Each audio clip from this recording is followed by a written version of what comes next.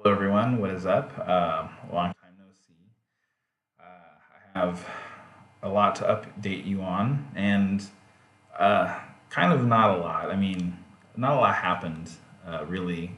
Well, some things happened. We'll get to that. Anyway, sorry it was been a whole year since I made a vlog.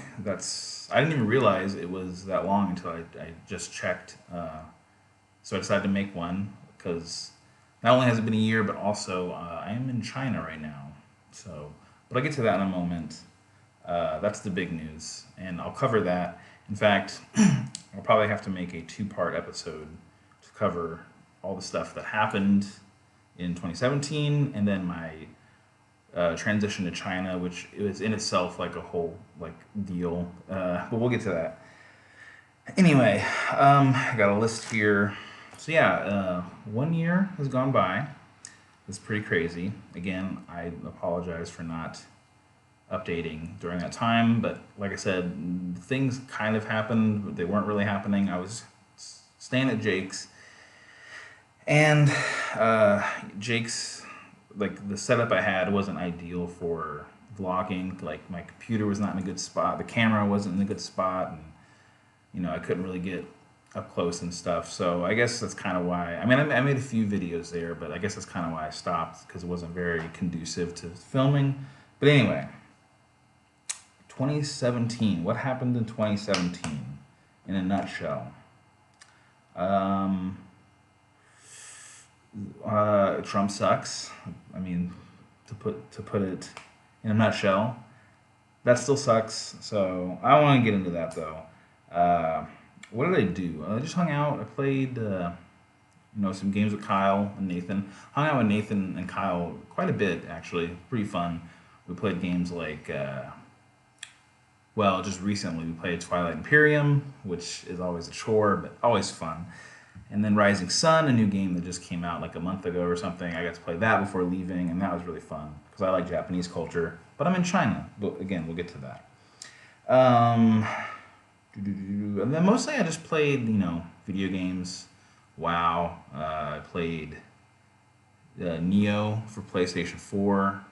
That was fun. I played, what else did I play? I don't know, just general stuff. Just bullshit. Um, Started watching Dragon Ball Super, and that's pretty cool. Well, I mean, it's Dragon Ball, but it's the nostalgia is fun. I got really fat, like even fatter.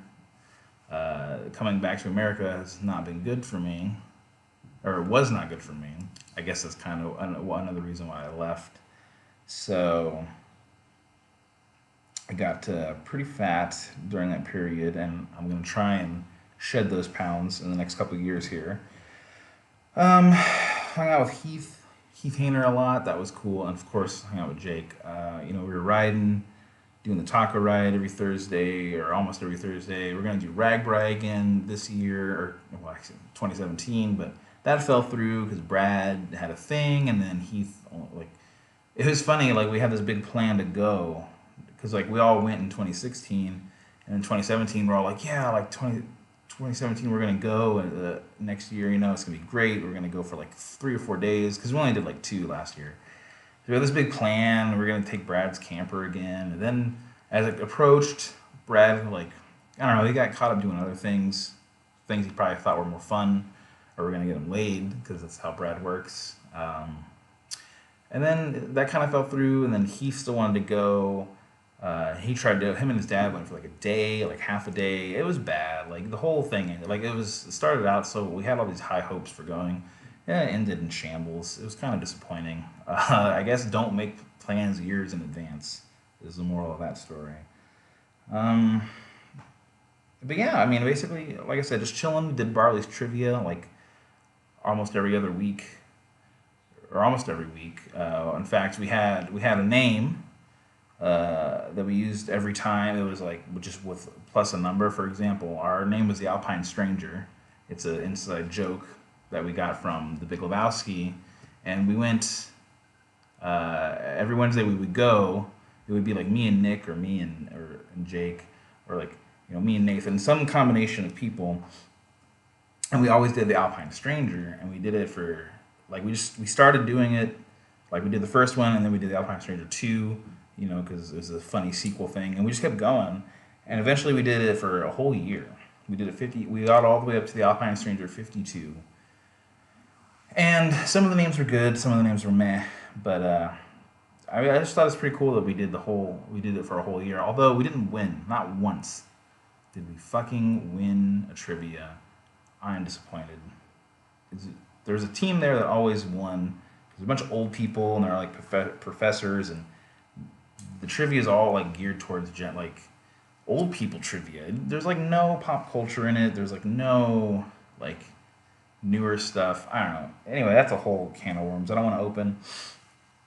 But got to know some, like we went to Barley's a lot. That was our hangout, and it was cool. I like it a lot. Got to know some of the staff there, like Alicia and some other people, and they're nice, and I like them. It was cool.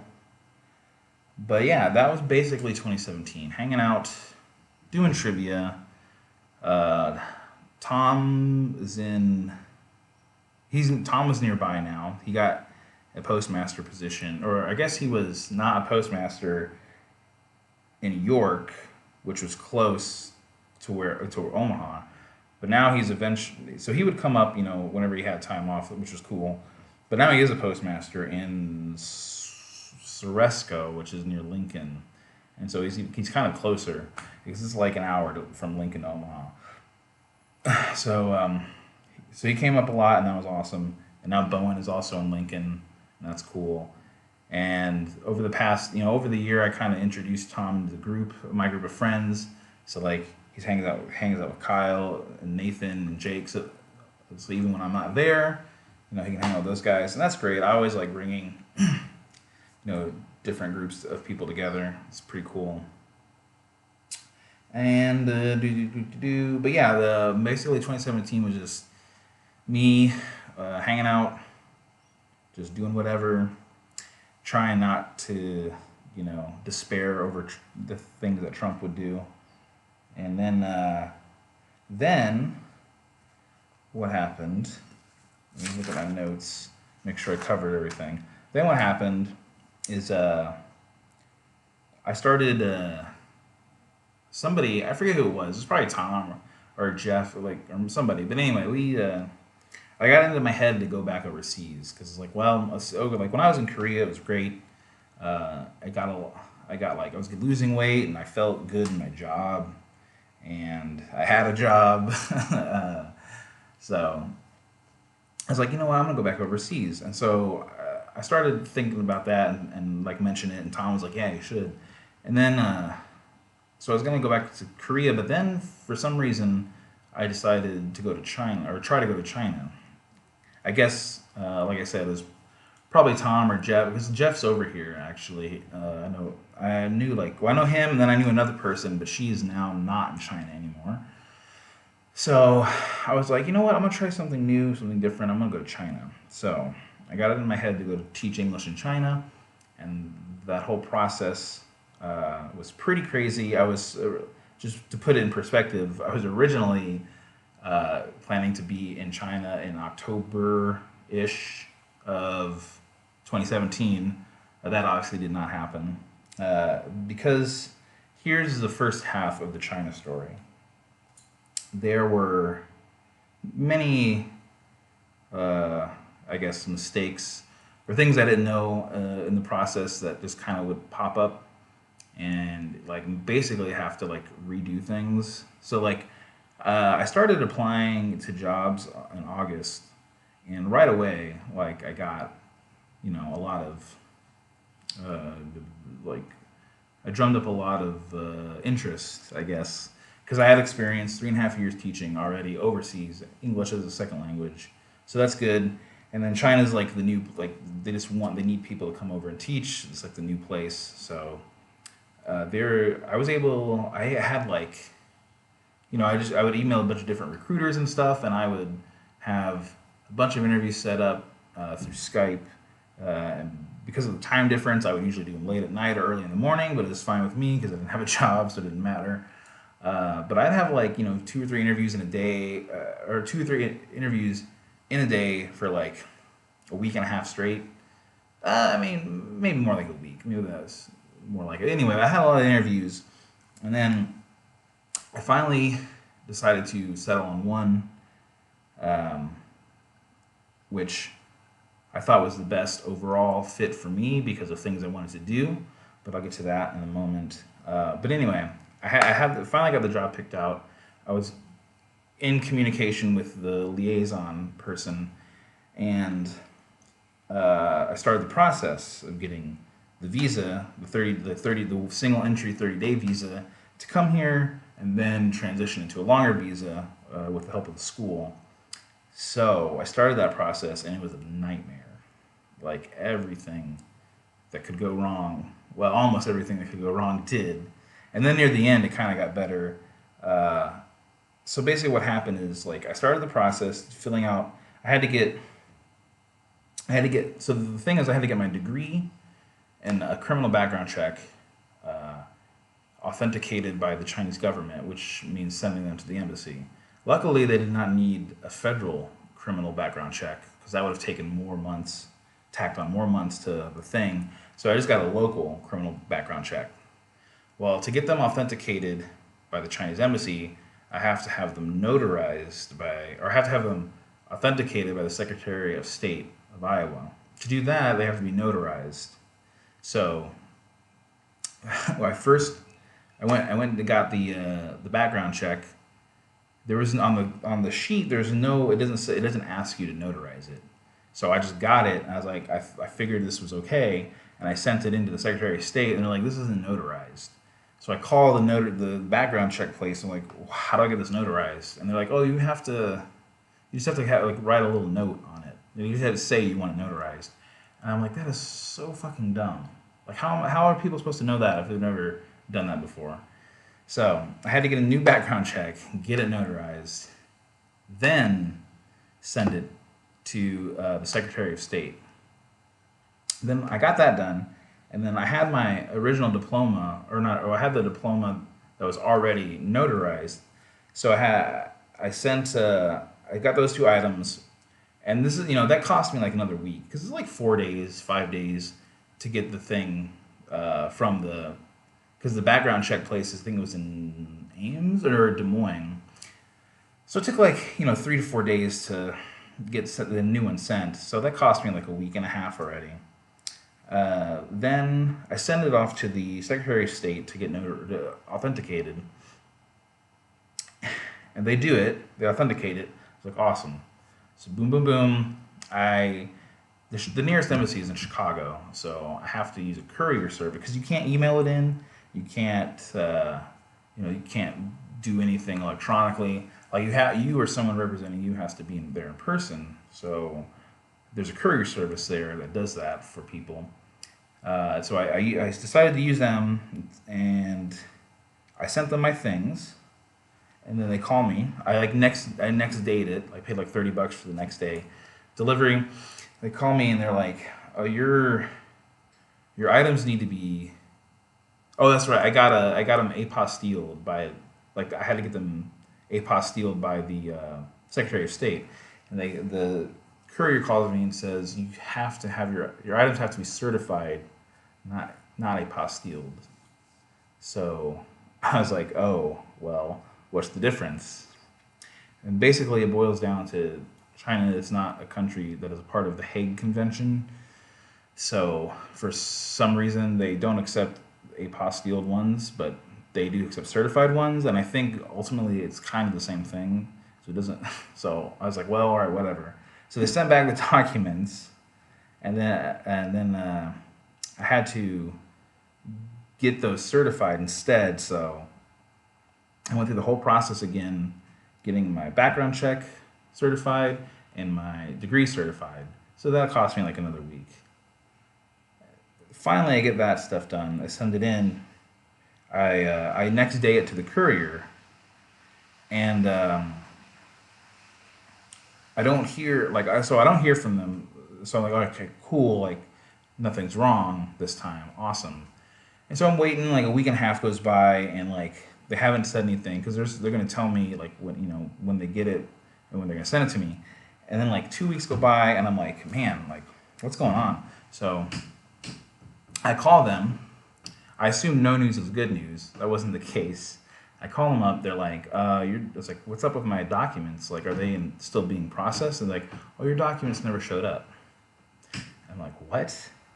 So, luckily I still had the tracking number because again I sent it the next day, like $23, and I sent it with the post office. So I look up the tracking number. It says it's still in transit. So I start calling people in Chicago where it's supposed to show up. They're like, no, we haven't seen it. It hasn't been here. And I call people in Omaha or from where I sent it, and they're like, you got to talk to the Chicago people because we scanned it as going out, and they haven't scanned it yet. So it's probably in their office somewhere, or it got lost along the way. Tom said what probably happened is it got stuck in a priority bag, and eventually it will turn up. Like someone will empty out that bag, find it, and send it off to the lost mail section or whatever. I don't know. I still haven't heard back from them. Like I don't plan on hearing back from them. Luckily, they gave me a refund, but unluckily, I had my diploma in there, and I had my background check. So basically, I had to start over again. I had to get an entirely new diploma, get it notarized, get a new background check, get it notarized, get those certified.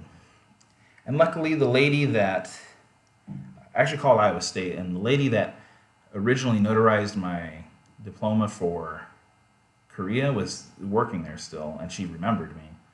And I was like, yeah, I'm gonna go to China now. Like, and I told her my problem, and she's like, hey, you know what? Like, just send me a photocopy of your criminal background check. She's like, I do a lot of work with the Secretary of State. Like, I can send them both at the same time and get them certified, the correct way. I'm like, awesome, thank you. So that happened. So, and this of course cost me another like 3 weeks or whatever. And so finally I get back my certified stuff. I send it FedEx this time, not post office. It turns out that was all good. So that was smooth. But then all of a sudden I was like, okay, you have to come in for fingerprints. I was like, what the fuck? So now I have to come in for fingerprints. I have to go all the way to Chicago because I'm applying for a work visa, so they need my fingerprints. So they want me to come all the way to Chicago to get my fingerprints done. So I was like, well, I have to go. There's nothing else I can do to get around this. So I start texting people on Facebook, like friends that I know, like, what can I do? Luckily, Luke and Vicky, these two people, this married couple I met in Jeju, in Korea, lived in Chicago, and they lived like right where, like, I don't want to say downtown because I don't know Chicago, but they live like close to pretty much everything. And they're like, yeah, come out and stay for a week, like we haven't seen you in a while. It's like, awesome. So I took a Greyhound bus out there, stayed with them, caught up with them. And then they lived next to the Field Museum, which I went and visited. The Art Museum, I went and visited. So like I went the day I arrived in the morning, I went right to the embassy. I said, here's my application. Here's the fingerprints. Rush this. I want this done in 2 days. And they're like, all right, cool. I was in and out in like 10 minutes. So then I had the 3 days to kill, hung out with Vicky and Luke, walked around Chicago, went to the museums. It was pretty awesome, even though it was cold when I went. And then came back in 2 days to the embassy, or went back 2 days to the embassy and picked up my thing. It was all done. So like this months and months of like bullshit boiled down to like 40 minutes of awesome, like no problems. So got my visa, got another Greyhound back home, and then I just had to get a flight and all that. And that's another story, which I'm going to save for part 2 because I'm starting to run out of time here. But yeah, that was my experience going to China, and that was my 2017 in a nutshell. So nothing too impressive during the first part of 2017, but then coming to China and that whole process was a clusterfuck. But it is finished, and now I'm here, and then part 2, I will let you guys know about the flight over and the first like week or so of being here at my job and all that good stuff. So on that note, I will see you guys later.